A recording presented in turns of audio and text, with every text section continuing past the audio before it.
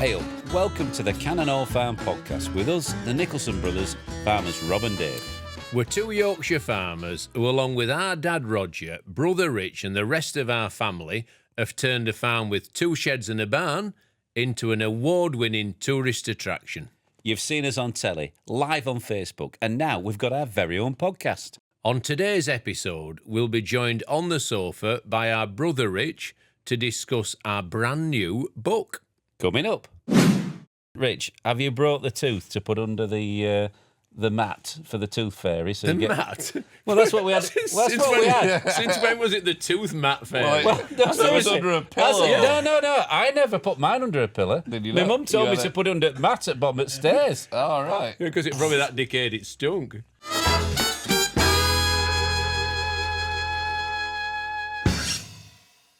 Right, Dave, we're talking about our brand new book today, but before that, what have you been up to this week? Well, this week I've been tidying up after the builders again. Right, wherever they go, they're like Hansel and Gretel. They leave a trail behind them, and Muggins here follows them along. So you're metaphorically wiping their bottoms as they go along through life. I think something like that. Yeah. But what I would say is they've done a lovely job. Yeah. You know, they've put some new gates up. They've got rid of this little trip hazard as well, which has been around for quite a while.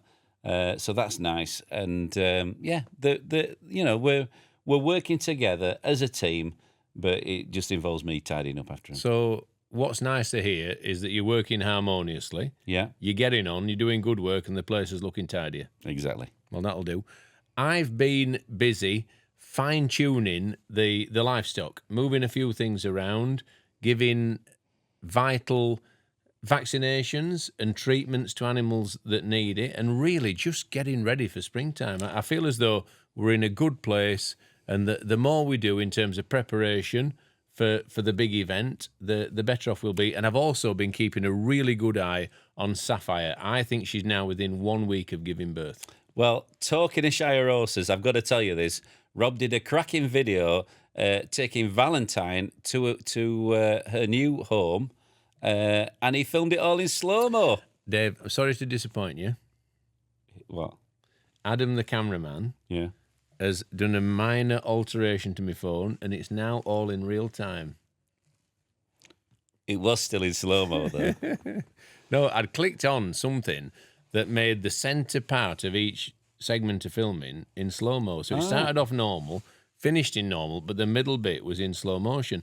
But he's clicked it back, and it's now all normal. You can't beat a bit of tech, can you? Exactly. I was very relieved. Good old And Adam. And I think the viewers will be relieved because Valentine has gone to such a lovely place, to such a lovely lady. It felt right to take a comprehensive video of the facilities that she now enjoys and the love and care that she's going to receive. So I feel really happy with the home that she's got to look forward to and the future, because the future for her is so bright. She's going to be shown, she's going to be loved, and she's going to possibly be a broodmare, and she's going to be ridden. So there's everything available to her. Well, out of all the foals this year, and I did think we had some good ones, don't get me wrong, I think Valentine was probably the best confirmation. Right. You know, she just stood out, and such a lovely colour. Well, from our point of view, yeah, the new Paris, she's called, the lady who is a new owner, and she really loved the colour.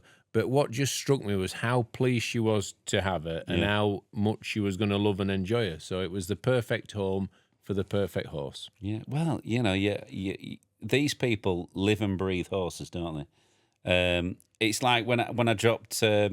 What's the other one I dropped? Sorry, what's that one I dropped off? That treasured horse that you can't remember his Oh, name. Midnight Beauty.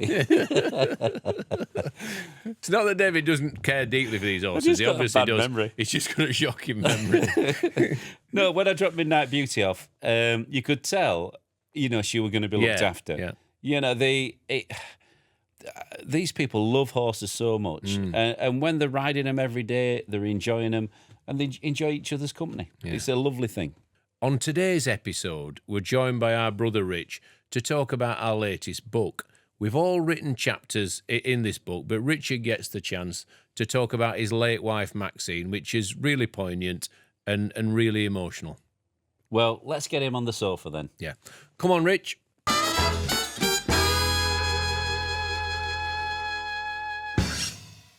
We're here today to talk about our new book, which is released in March. We're incredibly excited about it, and joined on the sofa by brother Richard, who is an integral part of this new book. Richard, welcome. David, slightly less so.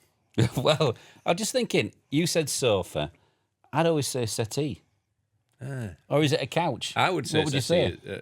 Yeah. Well, we're a bit old-fashioned, aren't we? So Settee. It was Yeah. always a settee. Yeah, it was. Joined on the settee today by brother Rich. It doesn't sound right. And does it? David, even It's less so than vintage. before.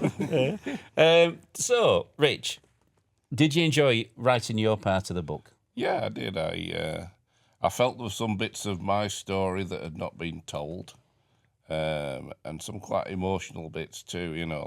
But I felt like they needed a mention. I felt like Maxine needed a mention, and so we did it. I'm sorry if I'm talking a bit funny, but I've just had my tooth taken out, so that's why. Was it a successful extraction? It feels like it. Yeah, there's a big hole in my mouth anyway. And are they putting one in to replace it, or are you going to be Gummy Bear from now on? Yeah, I think that one's gone for good. That one, But it's one at the back that don't matter too much. hopefully. And Rich, have you brought the tooth to put under the mat for the tooth fairy? So The you get... mat? Well, that's what we had. Well, that's what we had. Since when was it the tooth mat fair? Well, No, it was seriously. under a That's pillow. it. No. I never put mine under a pillow. Did you My not? mum told You me had to it- put it under mat at bottom at stairs. All right. Because it probably that decade it stunk. No, that's what we did.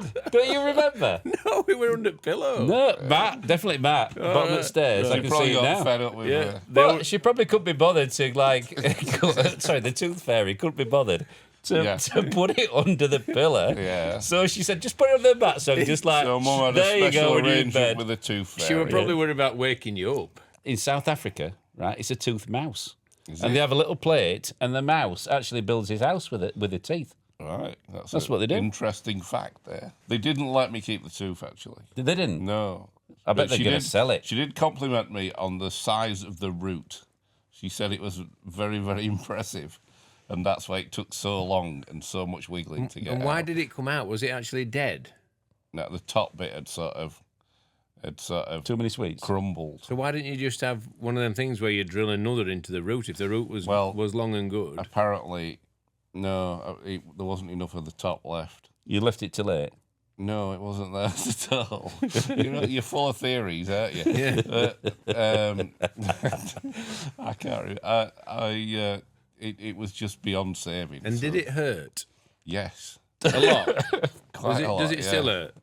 It's not too Did he bad, no. Did he have to put his hand on your forehead to prise That it was out? her, and she was only little tiny, about 5 foot tall, and I could feel her sort of wiggling like this, and I'm sat my head's going like that, and And were you very brave? Will you have a lollipop? She said, "You're doing very well, Richard." Nah, Rick, I'm wanting a sticker at the end of it. Will you get a all. low sugar lollipop now as a prize? You didn't get anything. You didn't get a sticker saying, I "I've just got been a bill brave." for 70 odd quid. To be honest, though, that's not bad. I think is it's it? good. 70 odd quid from your tooth pulled out. Well, NHS, it would be more if you went private. I would imagine. It's not like you're getting any enjoyment out of it, is it? So if we do another book, will this be in the fourth book? Oh, it might be. Well, yeah, you It'll never be know. chaptered just after your hemorrhoid operation. Well, I tell you what, if there's anyone out there suffering with them, the Is that- operation is horrendous. I'd like to reassure people out there that David's hemorrhoid operation is not in the latest book. No. You can turn the pages with confidence. It won't keep you awake look, at this night. is- Ain't nobody needs to hear about that. No, but seriously, right? A couple of years ago, I did suffer with them very badly. I had an operation which everybody knows about because Rob's brought it up hundreds of times on TV. But the big question is, and I'm sure everyone is wanting to ask it, have you still got your nip? Oh, hi. Thank you to the surgeon. Yeah. She did a fantastic job. Yeah. She came up to me and said, I'm not going to go into it, but I've done it, the operation must have lasted a while, and, and she says, I'm really sorry, you're going to suffer a lot of pain, right? And I went, well, These things happen. yeah, but it was not the nip was always, when you have an operation like that, sometimes you'll lose it, Rob. So you can joke about it, but some people out there will have lost it. The nip. Yeah. But my nip's fine. I only mention your nip because you mentioned your nip. I never mentioned it. You 100%, Dave, said, I've still got my nip. When? When you came back from your operation, you said the good news is I've still got my nip. Should we move on to something more savoury? I reckon he's making this up now. You told me. How do I know about a nip? I've got a nip. My nip is unfettered and unadulterated. Well, lucky old you. Yeah. Lucky old you. You told me I've still got my nip. Your words. There you are then. So why do you keep asking about it then? Because you mentioned it. I thought it was Oh, funny. right. Okay, you thought it was funny, right. Let's get back to the book then. So Richard is with us today. It's really wonderful to have him. Richard, tell us about the process of writing your chapters. You must have dug deep into your soul. Did it feel good to talk about it, to get that story out there and to remember Maxine properly? I think it's a little bit like therapy, isn't it? You know, like you sit down with the author and you go through the details of everything, and sometimes you've forgotten things yourself until you sort of remind yourself of them. So, yeah, there were some quite sort of raw moments, you know, like, but I do think that talking about stuff is a good thing, and it's the right thing to do. I suppose, Rich, a problem shared is a problem halved, and you're going to share your situation, which was really difficult. We all remember it vividly, with a lot of people out there, and therefore you'll draw on their support from your lived experience, and I can only imagine it will make it better. I think, as well, Richard talking about it, there'll be people out there going through the same thing, you know, and it will help everybody. You know, there is, you know, everyone has difficult times, but there is light at the end of the tunnel in there, I suppose. So what we're talking about here is a very personal story from Richard's point of view. David and I have both done our chapters based on various things, but the other interesting thing, I mean, we've heard quite a lot about Dad over the years. Mum's got her chance to tell her story, her side of events, of life at Cannon Hall Farm, and that's a first as well. Yeah, I think it's right that she does have that place to tell about what happened to her, and it's amazing how things come up in both Dad and Mum's stories that I never knew had happened. You know, like which. So there's certainly people out there will not know anything about You them. know what I always find? If I go to a funeral, right, I don't want to bring this conversation down, but you go to a funeral, you always find out something about someone at a funeral that you didn't know when it comes to that. And there've been so many things based on what they've had to say, just talking about it, that I didn't know before. And it's so nice to find out while they're still here and you can talk about it and understand it better. Actually, Rich, Mum being on the podcast with us actually helped her rekindle some of her memories so that she could put them down on paper. Yeah, she did say at the beginning that she was struggling a bit remembering things, but that did definitely jog her memory and get things out on paper, which she'd probably forgotten about herself, I think. Well, one thing I always think of about Mum when we were growing up, if she said stop doing something, you knew you'd to stop, and you knew she meant it, and that Dad were a bit softer and a little bit less stern, do you think? Although I remember her saying, "Wait till your father gets home," quite a lot. And I was living in terror of my father getting home, and when he did get home, he'd be like, Yeah. I wasn't frightened of Dad at all, but if Mum lost it, but if Mum said something with sternness, I tended to listen. Well, let's face it, on a Saturday morning, we'd all be wrestling, watching, you know, Kendo Nagasaki, Big Daddy. That's a Saturday afternoon, that was, Dave. Yeah. But Saturday we'd all be mornings- wrestling, making a right noise in the living room. Saturday mornings were Belle and Sebastian, The Land That Time Forgot, Champion Banana the Wonder Splits. Horse, Banana Splits, Yeah, I'm going to brilliant. say banana splits. Yeah, and Saturday afternoon we're wrestling with Mick McManus, Kendo Nagasaki, and Big Daddy.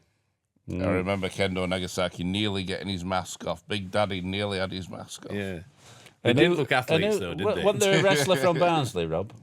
Brian Glover, Yeah.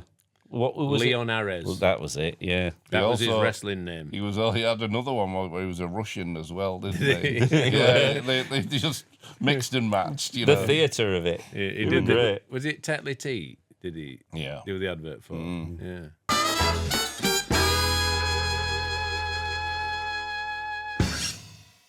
Hey, Rob, have you heard? We're having a festival.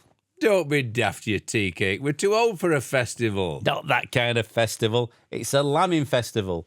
15th to the 23rd of February. We've got over 100 lambs to be born. It's going to be lamtastic. Well, that's my kind of festival. Count me in. You are in, Rob, because you're going to be helping them give birth. So don't delay. Buy your tickets today. Visit www.cannonhallfarm.co.uk and buy your tickets now. It's going to be brilliant. Brilliant. Yeah, that's what I meant to say.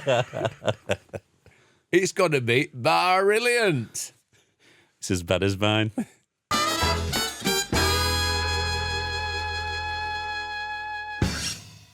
So right, we've got Mum's chapters, we've got Dad's chapters, Richard, David and myself. We had a little bit of help in terms of putting... Yeah. They're our own words, but they obviously needed to be written with no spelling mistakes and with like That's just for them too. commas in For them right too. place and all that sort of stuff. So Robin helped us with the with that side of it, A didn't he? really nice chap as well. Yeah. Yeah. Really nice to work with. And it was interesting. Again, you know, when you actually relive certain things, like when I were at college and we used to go out and Was your memory hazy at times, Dave, from your college days? well, only the day after going out.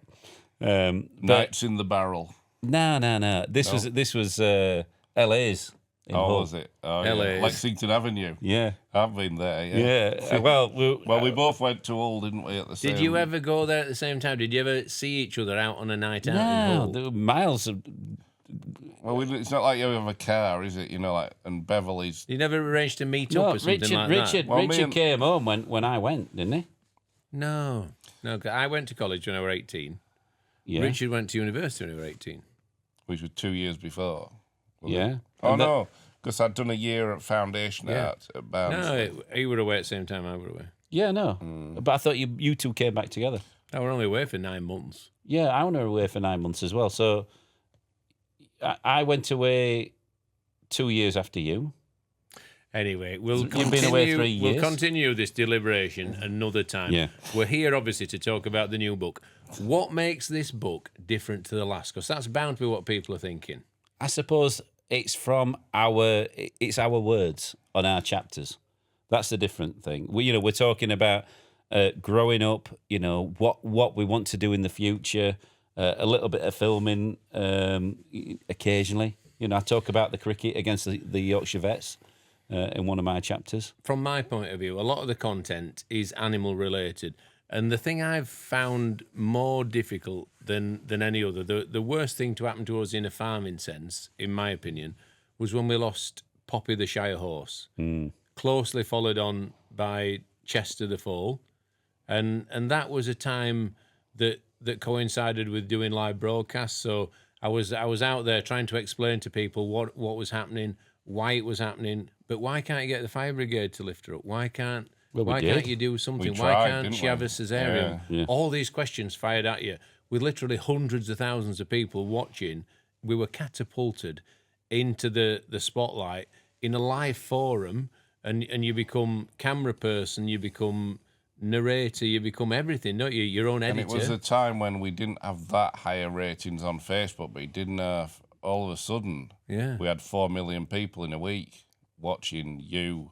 And I still remember when you had to tell everybody that Chester had died It was hard. after telling them already. Yeah. We had high hopes, didn't we? At Yeah. one point, he seemed Chester was fine. a hell of a fall. He seemed fine, and He was as tall as David. He I was remember drinking, your voice cracking us. Yeah. Cracking, it was cracked. Yeah. It was Yeah. terrible. I've got a picture of Anita bottle feeding. We used to get up at 3:00 in the morning to bottle feed him, and literally he was, when you're holding the bottle like that, he was as tall as me. He was as fit as a butcher's know. pup. There was nothing that wouldn't make you think he were going to go on and be a brilliant horse and have the best of lives. And all of a sudden, sepsis hit him. He went down like a sack of spuds, and there was no raising him up. No matter how hard we tried, I think we took him to Rainbow Equine Hospital, the best there is around. They gave him blood transfusions. They hit him with 5 vets, all like a crash team when he arrived. They could not have tried harder. They could not have done more. and they could not be saved. It was awful. But there are some happy times in the book. Yeah. Yeah.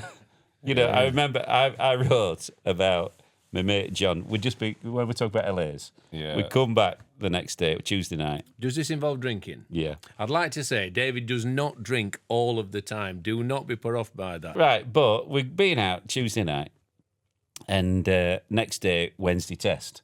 Really? Should we be stopping in and revising? Probably. Right? And John, he wanted to finish that course with a distinction. Right? So he actually tried. And he won. really tried. Yeah. Right? John who? Well, I shouldn't really say this, but John Wells. Oh, I know him. Yeah, good lad. All right, yeah. Anyway, Wednesday test comes. Anyway, I'm there. Yeah, put my name on. I'm thinking, right, you know. Success. So I'm halfway down and thinking, I know a bit So of you got that. your first mark by having your name. I always passed my Wednesday test, but I did. If I got a credit, I did well, right? But he got a distinction every time, really good. Anyway, I hears this noise in the corner, right? And I looks across, and John's there. He's only been sick on his paper, right? Right? But he still managed to get a good credit, even though he'd been sick on it. And So he didn't get marked down for having vomit on his oh, face. he got marked, and he went. Oh, I'm not going out on a Tuesday again. He says I'll never get my distinction. He did get one in the end. You know, he was very still is very bright, very hard-working bloke. You know, and still one of my best mates. And John, you know, he kept that story from his family for years. Did he? And I were at a But now barbecue. it's out there. But I were at a barbecue one year, tell right? me? And I says, and I mentioned about him being sick on his test paper, and his two daughters went, "You never told us that." So it is out there. So, but it was again great fun. College was fantastic. That 9 months away, brilliant. Loved it. Good. So is there lots in the book about college time? Yeah, showing cattle and all that kind of thing. Right. And then some filming stories as well. You know, there's a nice mixture of, you know, early days. So And now. we've talked then. Richard's is more deep and meaningful and soul searching. David's is more light-hearted and remembering sort of, you know, more jovial times. So it's a real mixture. There's certain things that will bring a tear to your eye, and there's certain things that will hopefully make you smile. So there's something for everyone in this book. I'd say so. Rich? Yes. Something for everybody. Rob, can you give us another taster of what's in your bit? Right. Well, something that springs to mind that felt like a really big moment and a terrifying moment, the most frightened I've ever been in my life. When Julie went into labour to give birth to Tom, we were only 20 years old, were we? Something like that. Took her to the hospital, middle of the night. It was a cold night. It was snowing, actually. But we got there with a little mini metro, got to the hospital, went in, checked in, and I don't know, things were taking a fair amount of time. And in the end, hard as Julie tried, and she really tried, she couldn't push him out. So this massive bloke comes in with big, strong arms, big forearms, like a butcher's forearms. And he had these big spoons in his hand, right? And I thought, what's he doing? Next thing, he puts the spoons. Obviously, Tom is firmly stuck, right? Still in the womb, right? Halfway out the womb, actually, but right? And put these spoons, these forceps, round his head, right? And pulled, and I can see him now. I can see his hands shaking like that, massive hands with big muscles, pulling as hard as I've ever pulled a calf, right, to come out. And I just thought to myself, and I genuinely thought he's going to pull his head off. He's going to pull his head off. And I thought, do I shout something? Do I intervene?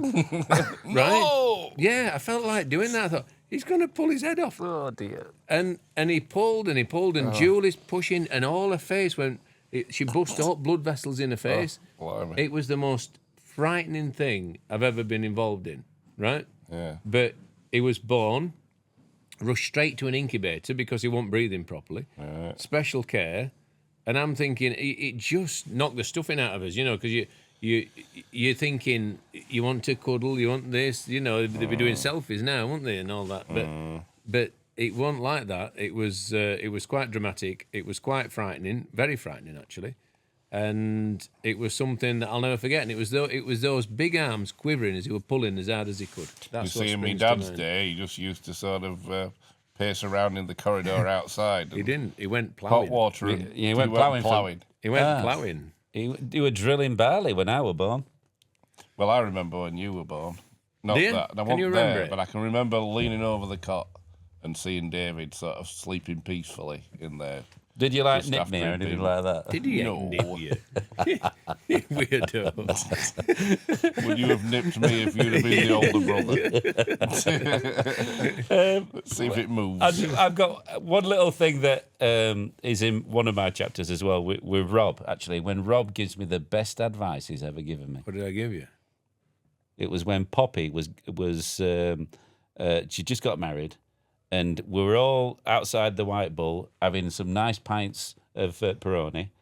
And Or did I tell you just steady up? No, you said, so how's your speech going along? You know, I says, I've got these cue cards. I think it's going to be fine. He says, so you've memorised it and you've got everything just right for the speech. And I was just about to order another pint. And I went, pint of soda water, please. And then I went inside for half an hour and just went through it in my head and all the rest of it. I don't think it ever hurts, you know. No. Run through scenarios in your mind and everything flows better. Yeah. If I've got an important interview on the phone, I'd go and write things down, write all my answers down just for 10 minutes. And then they seem to flow better when the question's asked. So best advice, and it paid, real dividends. Really, is that the right words? Yeah. Because Poppy said to me before the wedding, my favourite part of any wedding is the speeches. So I had to do it right. Don't foul it up. Exactly. So sound advice from Rob. Richard, on the other hand, I think he was on his third pint. So It was a good day, Can't though. even remember. Well, there you go. the book is called Cannon Hall Farm, Past, Present and Future. We've enjoyed talking about it. We've enjoyed wandering down memory lane, and we hope that if you do choose to buy it, you enjoy it just as much as we've enjoyed writing it. It's available on the website at www.cannonhallfarm.co.uk. There are various book bundles available. We hope that there's one there to suit you and that you have a good time reading it. Sounds like they're just dropping him off, Rob. We'd better get signed in, Dave.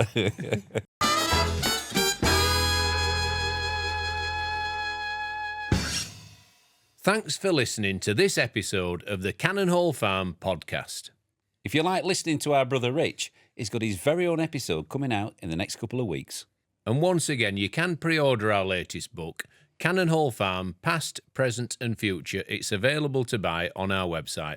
That's cannonhallfarm.co.uk, and you can get book bundles which include a signed copy. Yeah, my wrist is still hurting. I bet it is. But enough about that. Until the next time, I've been Farmer Rob. I've been Farmer Dave. Bye-bye. Honestly, my arm is still hurting. It will be, Rob. Yeah. It's a lot of books and a lot of concentration. Writer's cramp. I've got That's what it quite is. a lot of vexed expressions in my forehead.